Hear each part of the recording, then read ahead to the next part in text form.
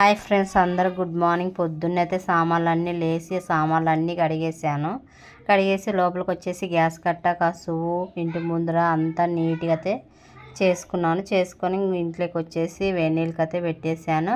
విత్తనాలు అయితే వేపి పెట్టుకుంటున్నాను. ఇక్కడైతే సోడా పొడి ఉప్పు కలిపి పెట్టాను. ఇడ్లీ పిండిలోకి కలిపి అయితే బాగా ఒక 10 నిమిషాలు అయితే కలిపి పెట్టాలి. ఇక్కడైతే అదే పెనం మీద అయితే పచ్చిమిరపకాయ టమోటా వేసి మగ్గిచ్చేసాను. కొబ్బరి చట్నీ ఇడ్లీలోకి చాలా బాగుంటుంది.